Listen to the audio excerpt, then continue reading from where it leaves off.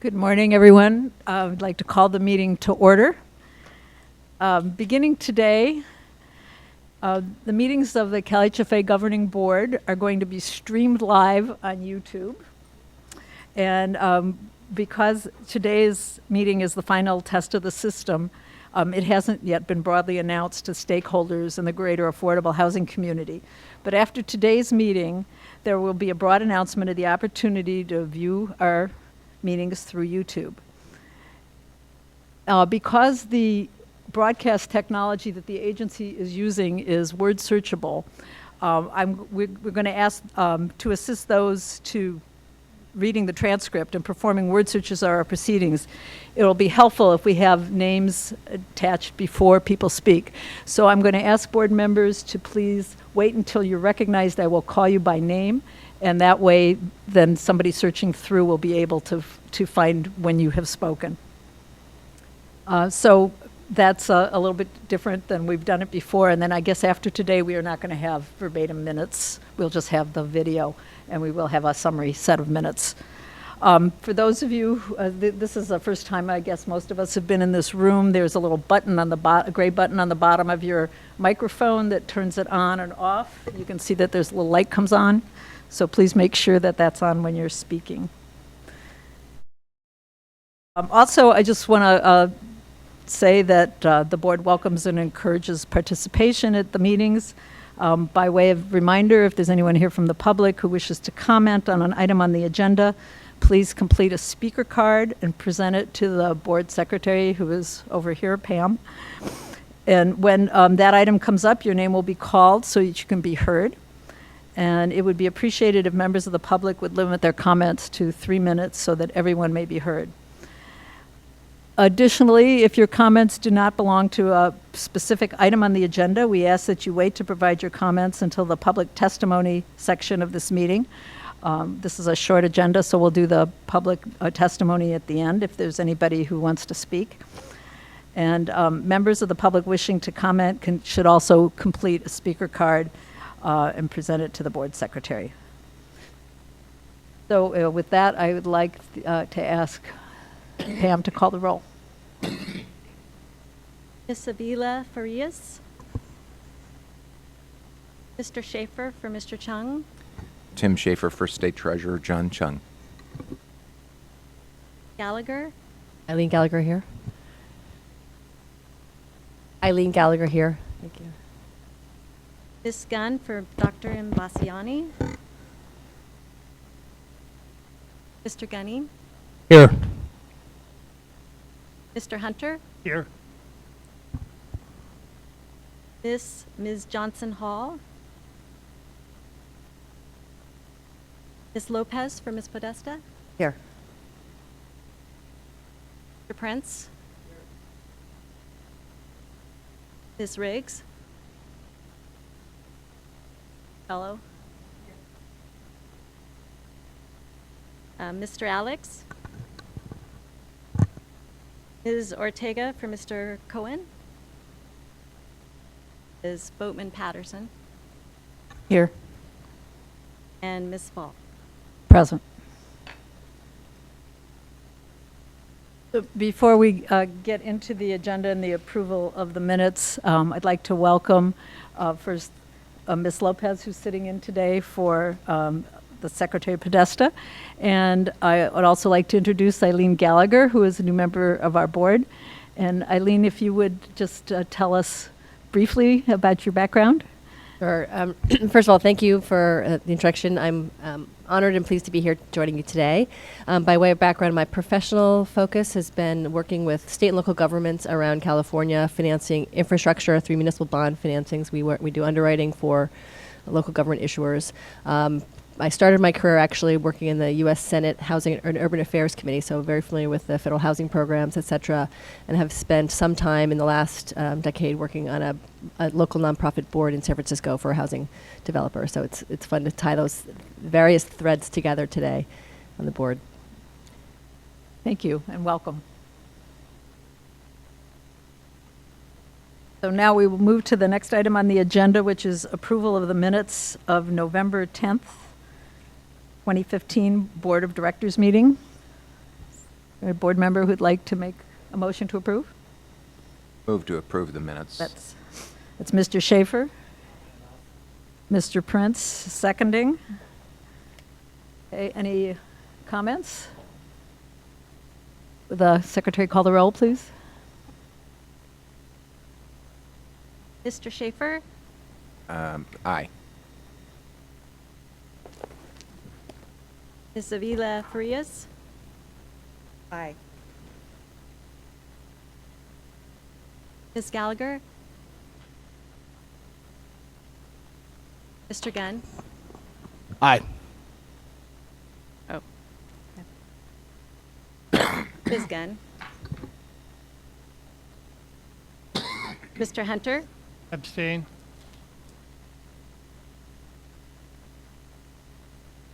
Johnson Hall,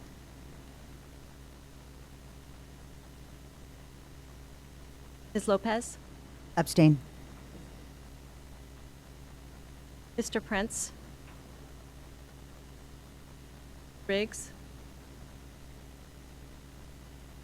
Ms. Sotella, Yes. Falk. Yes.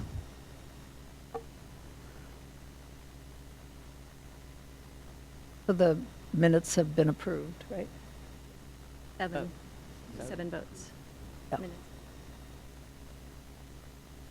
So the next item is the approval of the minutes of the November 25th, 2015 meeting. Madam Chair, I'd like to make a correction that I noted. Yes, Ms. Boatman Patterson? Sorry about that, I didn't follow your directions. On item, line 26, it has me listed as a voting member, and I am not a voting member of the board, and so I'd just like to delete my name under, after discussion of the board to approve Resolution 15-21. If we just delete my name, Okay. that would be corrected.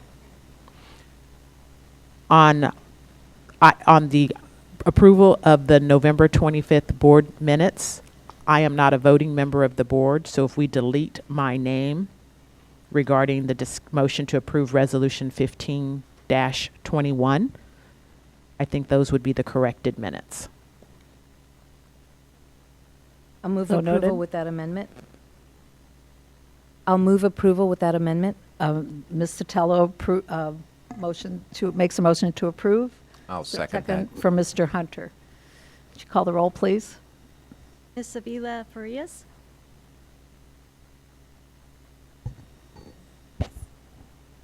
Mr. Schaefer, Yes. Gallagher, Yeah. Sorry, I realize I should probably technically abstain from both votes since I wasn't a member of the board, so I'm going to correct the first vote and say abstain for this one as well. Thank you. Ms. Gunn, Mr. Gunning, Yes. Mr. Hunter, Yes. Lopez, Abstain. Mr. Prince, Abstain as well. Ms. Riggs, Ms. Sotella, It's Sotelo, and yes. and Ms. Falk. Yes.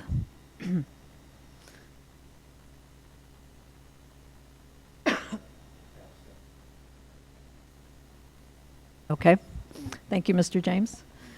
And I'm going to ask also everybody, for the sake of the court reporter and everybody else, to try to speak as much as you can directly into the microphone. So now, would the executive director like to make some comments? Ms. Boatman Patterson? Thank you, Madam Chair. First, I'd like to give thanks to our court reporter. We have a court reporting team that has been with us probably for 20 years, so they're an extension of staff, and so I would like to thank them. As we have taken direction from the board and looked at ways at modernizing and having some efficiencies, I'm very happy with our marketing department and our legal department for coming up with ways in which we can cut down on our board minutes and the way we approve our board minutes, and to allow us to be streamlined live on the so that outsiders can come and participate in our meetings. So I'm very pleased with that. And I do want to thank the court reporter who has been with us all of these years. I also, thank you. I'd like to review the schedule that will be upcoming.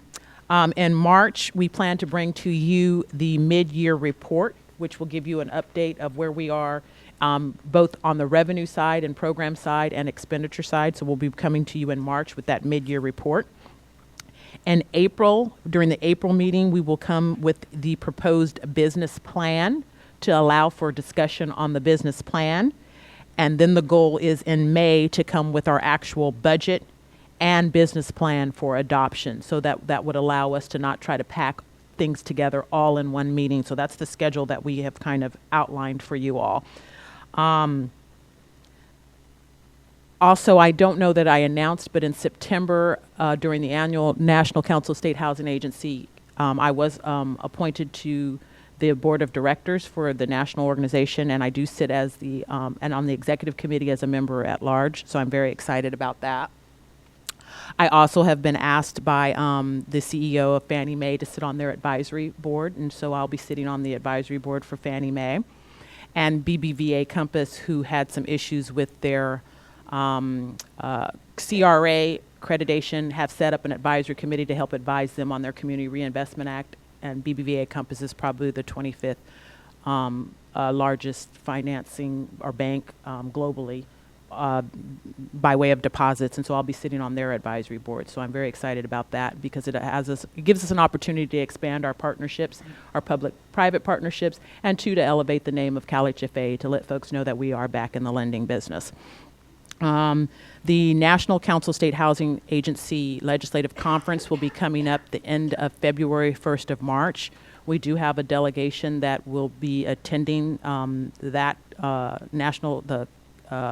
legislative conference, and Di at the end of the meeting will outline to you what the big national legislative priorities are so that you can hear it from her on that. And we have probably about 5 staff traveling. And hopefully we're going to be able to take some board members with us as well, because we did budget and get approved in our budget to take board members. And I'm hoping Ms. Avila, make sure that I'm saying this right. Avila Farias. And then I'm going to say it a couple times. Avila. Say it again.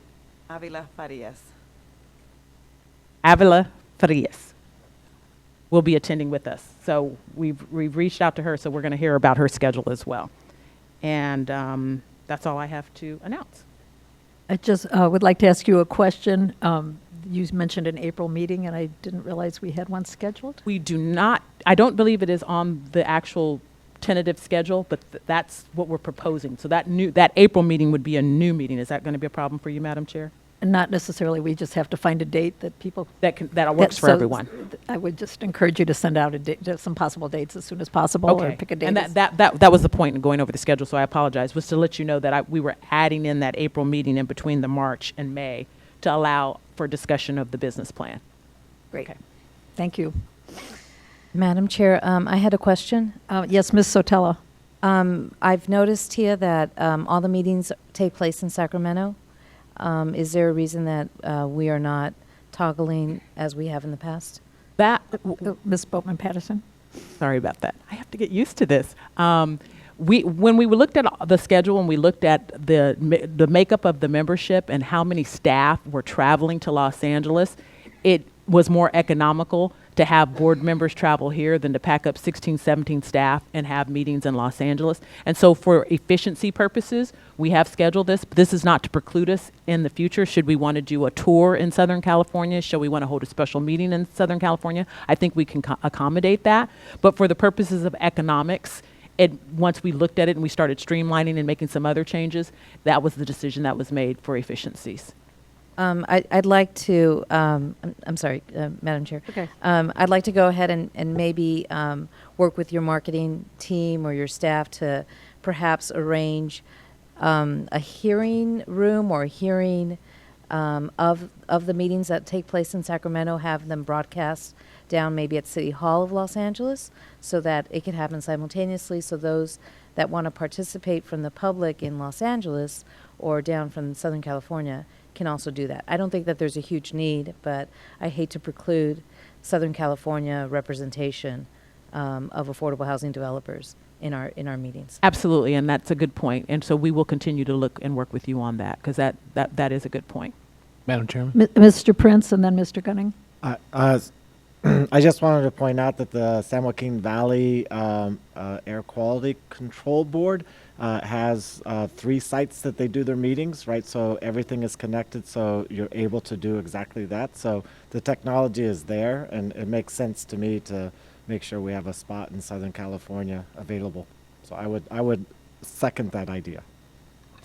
Mr. Gunning? Yes, I was going to suggest the state office building, the Reagan office building also has a facility. I know the treasurer's office does, so I'd be happy to assist with that or offer that facility. Thank you. Okay, we'll move now to item number 5, a discussion and recommendation on possible action regarding the final loan commitment for Palos Verdes Villas apartments in Palm Springs. Madam Chair, before we start, Delilah Sotelo, may I ask that we just get a quick briefing on the term sheet that's attached for the program itself to remind all of us on the board what the parameters of the program actually are, and that way, you know, we can avoid any redundant questions that we may have. I just want to make sure that programmatically, you know, we all know what we agreed to and what we signed up for. Yeah, that was So if you That was gonna be will part of each my introduce presentation, yourselves so. as you, not just the first time, I think is sufficient. So I'm James Morgan, Housing Finance Chief for Multifamily Programs with CalHFA, and I'm with Sabrina Saxton, our Multifamily Loan Officer for CalHFA. Sabrina was just recently promoted from our loan specialist to loan officer, so this will be her first project here. Prepared to give you an overview, Ms. Sotelo, with regards to the HUD FFB program. This is the first project that we're taking, one of many that we'll be taking to you here in front of the board for approval. We're the third HFA to do this. New York was kind of a trial process, in Massachusetts. Can you hear that? Okay. So the city of New York was one of the first to pilot this program. Massachusetts Mass Housing was the second to really finalize and focus on several projects, and now CalHFA is the third in the nation. So what this program is about, it's a as we've been talking to you the past 7-8 months, is a partnership with HUD and the U.S. Treasury via their federal financing bank to refinance affordable housing developments that need minor rehab, non-substantial rehab, or are looking to increase the affordability in their projects, or looking to take equity out, or a combination of all three. This is a participation with Treasury, where Treasury will purchase the bonds, and we finance that program through Treasury. The principal payments, everything is a pass-through to Treasury, and we get to keep the spread on the interest. And so these are permanent loans only, so they fully amortize day one with principal and interest day one. For the rehab account, we set aside a rehabilitation reserve account to monitor the construction process. So we take it as a construction loan. Most of these, if not all these deals, will not have tax credits. There may be some other small subsidies that exist on the property, but for the most part, this will just be a direct loan.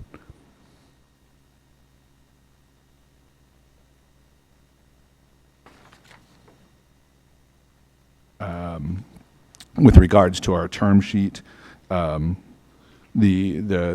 interest rates on this is a variable. It's the 10-year Treasury plus 200 to 275 basis points. The loan itself is fully amortized up to 40 years, so a fully amortized 40-year loan. The loan is prepayable at par at year 15, There is an option to prepay at year 10 with a 5% of the, 5% of the principal balance, and then 5, 4, 3, 2, 1, all the way up to year 15. We maintain our affordability restrictions on this, so there will be either 20% at 50% AMI or 40% at 60 with at least 10% at 50% AMI. You complete a due diligence process. It's a little more streamlined. Most of these deals are active performing deals. So we obtain an appraisal. We'll obtain a physical needs assessment. Because we are doing HUD risk share, we are also doing a NEPA, or an environmental review. And then we're also doing, for those that are seeking an earthquake insurance waiver, because the agency does require earthquake insurance on its loans, we'll perform a seismic review. I think I've covered most of the term sheet here. Are there questions about the term sheet and the program? We have approved this before, and there is a term sheet list in your packet for at the back of the section on the project. Yeah, and your minimum debt service coverage is 115, and also we can do up to 90% loan to value or 100% loan to cost. There is a correction to the back of that term sheet for loan to cost. It does say 80, but our HUD underwriting guidelines allow us to do 100% loan to cost. Madam Chair, Delilah Sotelo, I just had a couple of questions on the term sheet. One is with regard to the occupancy requirements. Did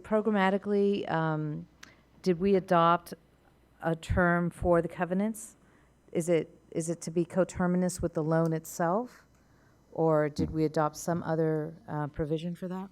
As far as the term of the covenant. Of the covenant, the regulatory agreement, as far as Correct. those occupancy, yeah. So what we've looked upon within our for our portfolio deals, at least, or the existing deals, is that we take if there's 30 years left or 25 years left in the portfolio in remaining on the maturity of that loan, we take the existing maturity plus 5 years.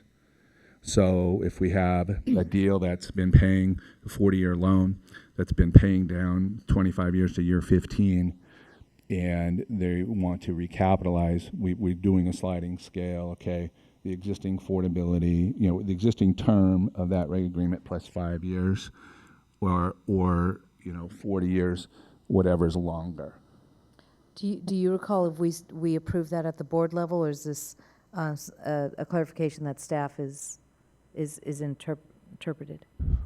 Ms. Boatman-Patterson? This was a policy decision because we wanted to make sure that we kept the existing affordability and extended the affordability. And so with the refi program, we wanted to make sure that because the way it works now is if they pay off the loan, then the affordability would be gone, would go to the regulatory agreement would go the length of the existing loan, but we wanted to get something more, so we went to the length of the existing regulatory plus 5 or 40 years, whichever is longer. And so we made that policy decision. Okay, so there is that provision that allows it to be or 40 years. Yes. Or the new term. Tony's coming up because he looks like he needs to clarify this. While Mr. Surtage is coming up, I want to just note for the record that Ms. Gunn has arrived, and also to remind for those of you who came in a little late, because we are now video recording the meeting, I'm going to ask you to please wait to be recognized so that I can say your name before you speak. Thank you. Mr. Surtage? Yeah, Tony Surtage, Director of Multifamily Programs. So the policy that we've put in place on the length of the regulatory agreement will be the greater of either 20 years or the current term of the regulatory agreement plus 5 years, or the payoff, the longer of either that or the payoff of the current loan. So as long as the current loan is outstanding, the regulatory agreement will be on the project. But HUD requires a minimum of 20 years, so we're going to go the current regulatory agreement plus 5 years. So if there's currently 25 years on the regulatory agreement, the new regulatory agreement will be outstanding at least 30 years but up to 40 years if the loan stays outstanding 40 years. If there's 10 years existing on the current regulatory agreement, the new regulatory agreement will be at least 20 years, or as long as the current loan is outstanding. So the minimum length of time would be 20 years at least. In any new loan we did, the minimum would be 20 years. Okay, Delilah Sotelo again. May I ask that staff specifically write that into the term sheet and redistribute that to the board so we can make sure that we understand that? I don't think that, I mean, since the policy was already adopted, I'm not going to second guess that, but I think it's important that if we offer reduced financing and favorable financing, that we at least get, a coterminous regulatory agreement with that financing. But I'm okay if that needs to be reduced somewhat to accommodate the developer and the housing itself. Okay, we will submit that at the next board meeting. And then the second question I had, and maybe Tony, I'm not sure if you want to stay up here or not, but it's with regard to the policy itself and whether we have a policy, a recommendation or position for projects that are seeking a cash out equity.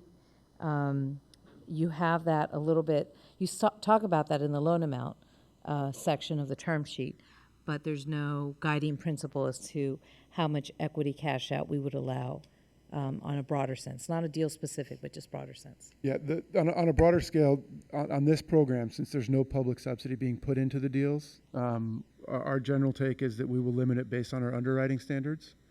So we have there's sort of a sliding scale depending on the project of an 80 to 90% loan to value on the project, and that was what will limit the equity on these deals, like equity out on these deals. This is the policy that we approved about taking out equity had to do with when there's subsidy going in. So this is just a straight loan. There's no subsidy from the agency. I'd like to recognize that Ms. Riggs has just arrived for the record. And just to let you know that please wait to be recognized because we're videotaping and we need to have everybody's name stated. It's okay. Are there any more questions about the general terms of this program before we move into the specifics of this particular project? To the chair. Yes, Mr. Schaefer. I just want to make sure I'm clear here. When I'm looking at the term sheet, it indicates that I'm going to clarify that what I'm reading is correct. Number one, sorry, I'm sitting here complaining about not being able to hearing, and I'm not helping, am I? I want to make sure that I understand that the permanent loans are fixed rate, and I'm presuming that the spread to treasuries is underwritten on credit criteria. Is that generally how you would determine the That's the correct. spread? It is a fixed rate, and then the treasury piece is in that rate stack. Yes. Thank you. Any other questions, Ms. Riggs? I apologize if this has already been asked. I didn't see anywhere in the packet that described what when the existing covenants were expiring and what the existing affordability was and whether or not that's shifting at all. We're going to get into the specifics of the project. Oh, okay. Because we were just talking about the general programmatic loan terms Thank you. on the term sheet. So, okay, so if you can wait. So, Ms. Saxton, you want to present the project to us? Thank you very much. And welcome to, this is, Thank you. So I think some of you can see the display. Others of you have the printout. Palos Verdes Villas is a 98-unit mixed income family project in Palm Springs, which has been in CalHFA's portfolio since it was constructed 20 years ago. The property is in Palm Springs. It's just north of the downtown area in Riverside County. It was built in 1995 and was acquired and renovated by the current owners in 2003. The project is in very good condition. The project consists of 35 one-bedroom units and 63 two-bedroom units. There are also 2 swimming pools, 2 spas, and a community room. 20% of the units are restricted by CalHFA to 50% of AMI. The balance of the units are market rate. And the affordable rents on the affordable units are about 63% of market rents in the area. Since the property is in very good repair, the scope of work is minor, mostly maintenance items, which makes it a great fit for our new HUD FFB program, perm-only loan. The exterior upgrades include roof replacement and exterior painting. There's some site work to be done, asphalt, ceiling, paving, and accessible path of travel upgrades. Interior work will be minimal, if any. There's no planned unit interior work. The rehab budget is about $500,000, which works out to about $4,300 per unit. Rehab is expected to be completed in under 2 months, and there's no relocation required, either temporary or permanent. In conclusion, the request is for a permanent loan of $8,344,000 with a term of 40 years and an interest rate of 10-year Treasury plus 2.75%. The interest rate will be locked up to 60 days prior to loan close. As of yesterday, with the 10-year Treasury rates, the all-in interest rate for this project would be 4.87%. This is a portfolio loan. The current owner will be recapitalizing and refinancing the loan with an equity payout of about $3.5 million, which fits within the underwriting parameters of this program based on a loan to value of 80%. CalHFA will continue to restrict 20% or 20 of the units to 50% of AMI. The term of these affordability restrictions will be the later of either 30 years or payment in full of the loan. There's no other debt on the property. There is a legacy CC&R from the City of Palm Springs from their former redevelopment agency, restricting 20% of the units to 60% AMI. That expires in 10 years. And to answer Ms. Riggs' question, which was about the existing term, the existing loan, we gave the original financing in 1995. And there's been a couple refinances and change of ownership. But currently the loan comes due in 2040. Which is why the current, and that regulatory agreement will be terminated when this loan closes, and we'll be recording a new regulatory agreement, which will be the minimum of 5 years longer than that. So it would be the later of 2045 or payment in full of the loan, which is due in 2056. I'm happy to take any questions. Are there any questions from the board? Mr. Hunter? Hi, Jonathan Hunter. I had I guess I have a couple of questions. One, I got a little confused on the affordability restrictions. It says the City of Palm Beach also restricts 20 units. Is that the same 20 units, just a higher level? That's correct. Yeah, they overlap. And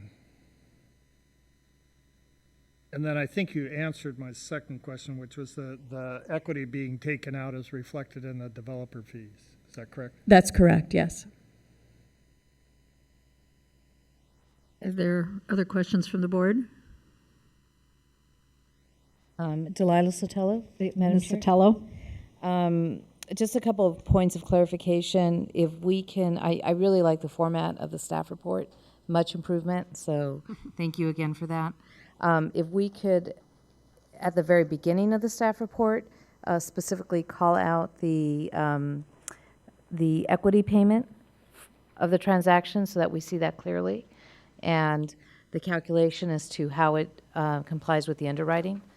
So the valuation analysis that was done as part of that. Okay. We can't control how the developer uses the equity, but again, the hope for the developer out there is that it gets reinvested into affordable housing and the creation of affordable housing, in your community or in other parts of the area. That's important, I think, from a policy perspective for us. The other thing I'd like to just point out, again, it's not from an underwriting standpoint, but I would like to see the amount of affordability, the amount of loan that we're participating in given the number of affordable units. So instead of dividing the entire loan by the total number of units, the reality is that, our loan is facilitating only 20% of the units. So our per unit participation is limited, right, to those. It's facilitating the entire project, but for our money, the entire project would not be able to move forward. But from an analysis standpoint, I think it might be important to look at that piece. Ms. Boatman Patterson? Thank you, Madam Chair. I think that would be appropriate if there were public subsidy going into the project. And then you would say this is the amount of the public subsidy to buy those affordable units. But this is a straight refi with no public subsidy. It has no gap financing. It has no tax credits. This is California Housing Finance Agency, the state's affordable housing bank, acting as a bank. And the fact that they've come to us to provide lending, and what we're doing in return, we're getting 20%. This is a true mixed income, which frankly, I, from a policy perspective, would like to see more of this. Zero public subsidy, but the allowing us to use our partnership with the feds to create longer affordable units. And so to calculate that the way you're suggesting calculating it, I think is not appropriate. I think it would be appropriate to make that calculation if there was actual public subsidy, i.e. our earned surplus coming into the project, or HCD having multifamily housing program funds coming into to provide that gap financing and tax credits coming into the project. Then you would be calculating the per subsidy unit going in to make that housing affordable. But this is becoming affordable because of our partnerships, and this is a true public-private partnership, and I would like to see actually more of these kind of deals. Yes, Mr. Schaefer? Yes, without taking us on a tangent, I would just like to encourage that line of thinking that the executive director is talking about right now, about using this program and applying the maximum amount of leverage to it, because given the limited resources we have, this strikes me as a financial person as being perhaps one of the most powerful tools if we can unlock the power of it, and I would just like to be on record as encouraging that. I would like to make a comment as the chair. There were a lot of these 80-20 projects that were done 20 years ago and before, and it's a real problem in trying to preserve those 20% units because it's not, the whole project isn't affordable. So if there's anything that we can do that will help facilitate extending that affordability, then I think that that's something that's an appropriate role for the agency to undertake. And again, just to Mr. clarify. Hunter? Oh, go ahead. Just to clarify that, I am not disagreeing with that policy objective. I mean, I think that this has been a long time coming, and we've all been great supporters of the leveraging.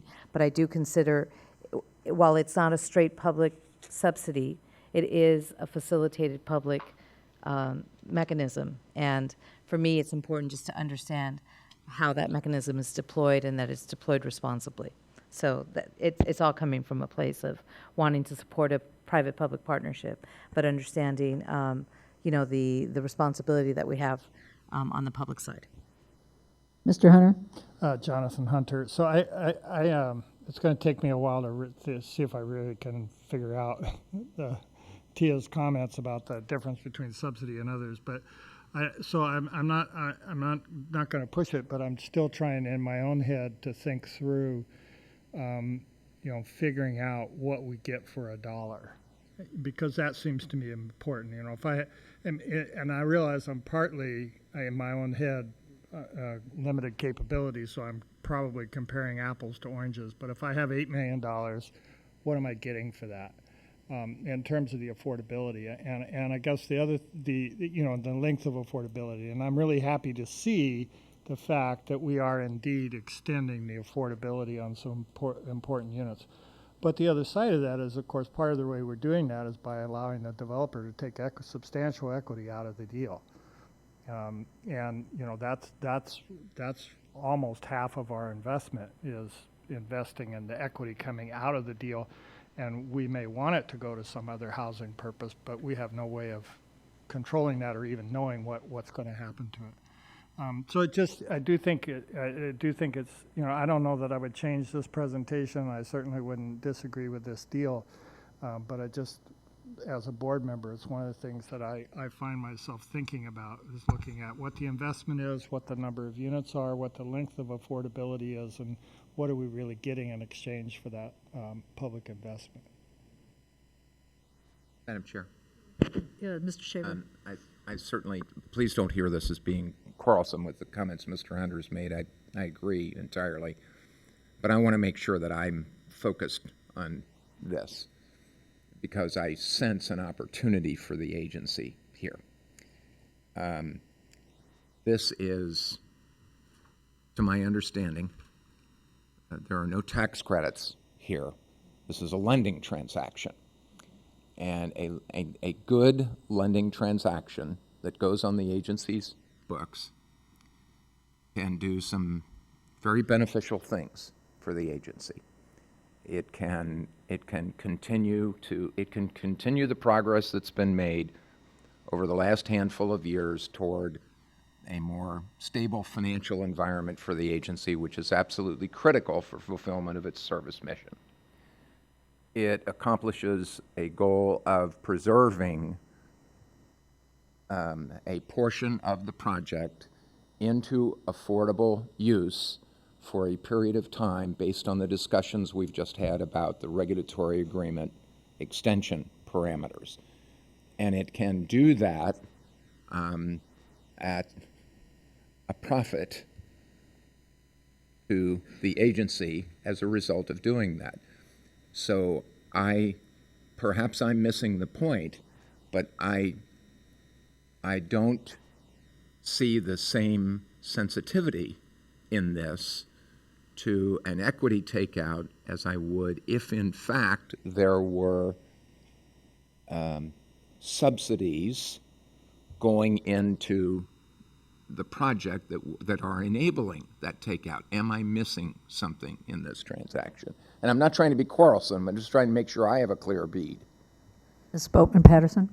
Mr. Schaefer, I don't think you're missing anything. The